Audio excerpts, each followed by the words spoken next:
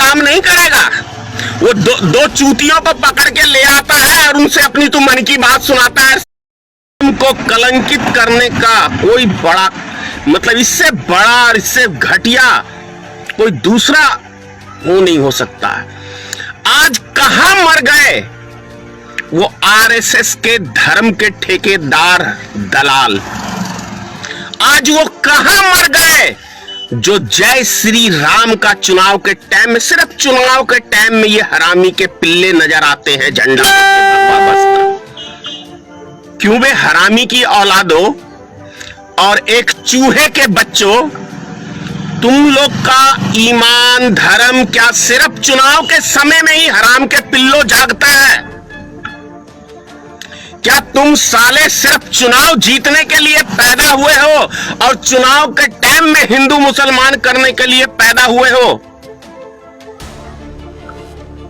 जो मुसलमान भाई हमारे एक हिंदू पुजारी को कंधा देने मतलब दिया है उन्होंने, इसके लिए मैं उनका बहुत बहुत धन्यवाद करता हूं। क्या उन्हें कोरोना नहीं होगा? क्यों बे हरामी के पिल्लो, तुम्हें कोरोना होगा साले हिजड़े की औलादो, मर जाओ डूब के। इतना डर लगता है मरने से? सनातनी धर्म के ठेकेदार है हम तो। जय श्री राम मंदिर वही बनाएंगे। अब डूब के मर जाओ सालो, चिल्लू के पानी भर में, चिल्लू भर पानी में। नरेंद्र मोदी उस भड़ुए को बोलते नहीं। 2017 के चुनाव में तो क्या कहते हैं, ये कब्रिस्तान और शमशान घाट की बात करने वाले छक्के प्रधानमंत्री, तुझे क्या चुनाव में ही ये सब चीजें याद आती है? और इससे बड़ा और हमारे देश के लिए, हमारे हिंदू समाज के लिए, हमारे सनातन धर्म के लिए दूसरा कोई कलंक की बात नहीं हो सकता है कि एक हिंदू पुजारी को कंधा देने के लिए कोई हिंदू, कोई सनातनी धर्मशाला 100 करोड़ हिंदू में कोई उसको एक व्यक्ति नहीं मिला। तो इससे भी ज्यादा कोई घटिया कोई कौम होगी?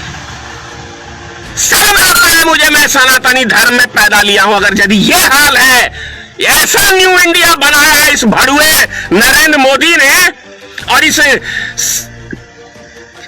तरी पार अमित शाह ने, तो थू है रे तेरे जैसे नेताओं पे, तेरे जैसे भड़ुओं पे। एक नेता को गाली देते शोभा नहीं लगता, लेकिन क्या करूं, आत्मा कलपती है। यदि ऐसे ऐसे छक्के, ऐसे ऐसे हिजड़े प्रधानमंत्री हमारे देश में सिर्फ चुनाव के टाइम में शेर बनने के लिए पैदा होगा, तो इससे ज्यादा हमारे देश के लिए और दूसरा कोई कलंक की बात नहीं हो सकती। यदि ऐसा छक्का प्रधानमंत्री, छक्का इसलिए कह रहा हूं कि घर वाली को छोड़ के भागा तो छक्का भागता है। छक्का हिजड़ा प्रधानमंत्री जो घर वाली तक को नहीं रख पाया। सुन ले, तू नरेंद्र मोदी एक हिजड़ा प्रधानमंत्री है। छक्का छक्का छक्का छक्का छक्का, तेरे से लुगाई तक नहीं संभली, तू देश चलाने चला है। सिर्फ तेरे मन की बात चलती रहेगी कुतुब मीनार की तरह। देश की जनता के हालात की बात नहीं समझेगा, उस पे काम नहीं करेगा। वो दो चूतियों को पकड़ के ले आता है और उनसे अपनी तू मन की बात सुनाता है, शेयर करता है। जरा मर्द है, एक बाप की नरेंद्र मोदी में खुली चुनौती दे रहा हूं। अगर वास्तव में नरेंद्र मोदी एक बाप की औलाद है तो धनेश्वर महतो को एक बार इंटरव्यू दे, आमने सामने डिबेट करते हैं। एक बाप की औलाद है यदि नरेंद्र मोदी, एक बाप की औलाद है अमित शाह, तो एक बारी एक इंटरव्यू हमारे साथ भी करके देख। क्यों नहीं करता है पत्रकारों से प्रेस कॉन्फ्रेंस? नरेंद्र मोदी 7 साल का एक इतिहास होता है। 7 साल में एक प्रेस कॉन्फ्रेंस ऐसी 7 साल में एक बार प्रेस कॉन्फ्रेंस नहीं किया, एक बार भी।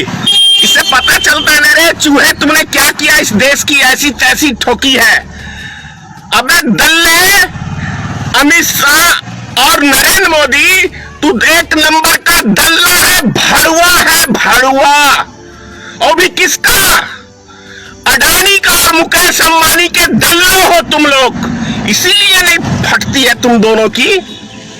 हरामी के पिल्लो, तुम लोग इस देश को चलाओगे, विश्व गुरु बनाओगे, एक लाश को तो कंधा नहीं दे सकते हो तुम लोग, वो भी एक पुजारी की लाश को, और चले हो देश को विश्व गुरु बनाने। भड़ुओ, एक लुगाई नहीं संभलती है, चले हो विश्व गुरु बनाने देश को। देश की ऐसी तैसी ठोक के बैठ गए, 5 किलो अनाज देके 1 लीटर तेल के ऊपर 70 रुपए टैक्स लाके अपने नाना के पास पैसा जमा कर रहे हो। कहां जा रहा है ये पैसा देश का? एक सरसों का तेल के 100 रुपए का सरसों का तेल 105 रुपए लीटर मिलता था, वो 200 रुपए पहुंचा दिया तेरे अडानी बाप ने। तेरा अडानी बाप है नरेंद्र मोदी, उस बाप के लिए काम करता है ना। नरेंद्र मोदी का असली बाप मुकेश अंबानी और अडानी है, ये दोनों इस बाप के लिए काम करते हैं। चल अरेस्ट करना, मैं इसलिए गाली दे रहा हूं, कर अरेस्ट मुझे भी, इसीलिए गाली दे रहा हूं क्योंकि तुझे अच्छे व्यक्ति पसंद नहीं है। जो समाज के लिए काम करे, पप्पू यादव काम कर रहा था, उसको जेल की हवा दिखा रहा। एक लालू प्रसाद था, वो तुझे समर्थन नहीं किया तो उसको जेल में सड़वाया। चल हमें भी सड़ा। यही तेरी औकात है, यही तू कर सकता है, इससे अतिरिक्त कुछ नहीं कर सकता है तू। इससे ज्यादा तेरी कोई औकात नहीं है, कुछ नहीं कर सकता। एक हिजड़ा है, छक्का छक्का छक्का। एक भारत का नपुंसक प्रधानमंत्री है जो चाइना ने हमारी जमीन को कब्जा किया और ये भड़ुआ उससे दलाली खाया। चाइना से पैसा लिया पिछले साल इसने, उस भड़ुआगिरी की उसकी। ये नरेंद्र मोदी का औकात है। 56 इंच का बे चूहे के बिल में तो तुम लोग ऐसे घुस जाते हो, जब भी कोई देश के ऊपर मुसीबत आती है पता ही नहीं चलता है, और जब चुनाव आया तो शेर बन के निकलते। बस चुनाव के शेर हो, इसके अलावा कुछ नहीं है तुम लोग के पास। सारा रिजर्व बैंक कंगाल, बैंकें कंगाल, देश का सारा सोना गिरवी रख दिया, पूरी दुनिया से तुमने कर्जा ले लिया, देश के एक एक नागरिक को गिरवी रख दिया। हिजड़ो, जो गोदी मीडिया पाल के रखी है वो तो साले है ही नाजायज औलाद की औलाद है। वो पत्रकार के नाम पे कलंक तो है ही, क्योंकि वो देश की जनता से असलियत छुपा रहे कि तुम हरामजादों ने इस देश की सारी संपत्ति को बेच के और पूरे दुनिया से, वर्ल्ड बैंक से कर्जा ले लेके एक एक नागरिक को तुमने बेचने का काम किया है। जानते हो क्यों आज दिल दुख गया? क्योंकि एक पुजारी की लाश को कंधा मुसलमान दे रहा है, जिससे तुम दिन रात तुम दाल रोटी सेकते हो। तू है सनातन धर्म के ठेकेदारों, आरएसएस के भड़ुए वो सब कहां चले गए? जिसके वो 10 करोड़ सदस्य थे और 10 करोड़ भारतीय जनता पार्टी के मर गए साले। चूहे के बिल में सारे घुसे हुए हो। मंदिर बनवाएंगे, एक अर्थी तो कंधा दे ही नहीं सकते। 2 गज की जमीन तो तुम लोग, हिंदू समाज में जो मर रहा है लोग, उसको अग्नि के लिए 1 कुंटल लकड़ी तक उपलब्ध नहीं करा सकते हो, हरामी के पिल्लो। और तुम लोग चले हो मतलब ये विश्व गुरु बनाने, लाशों का पूरा विश्व बना दिया है पूरे देश को। जिधर देखो क्या लिखा है गोरखपुर में, इस शमशान घाट में मुर्दों की जलाने की तस्वीर नहीं ले सकते क्योंकि पोल पट्टी खुल जाएगी। हिजड़ो, क्या कहूं। कल भी बेशरम की तरह ये चूहा प्रधानमंत्री एक चूतिए को पकड़ के लाया कि क्या तुम ऑनलाइन अपने बच्चों को पढ़ा रहे हो, कैसे कर रहे हो। ये प्रधानमंत्री का काम है कि एक टीचर को पकड़ के लाएगा और उससे मन की बात साझा करेगा। अरे साझा करना हम जैसों से करना। जरा नरेंद्र मोदी खुली चुनौती, अमित शाह खुली चुनौती, एक बार आमने सामने।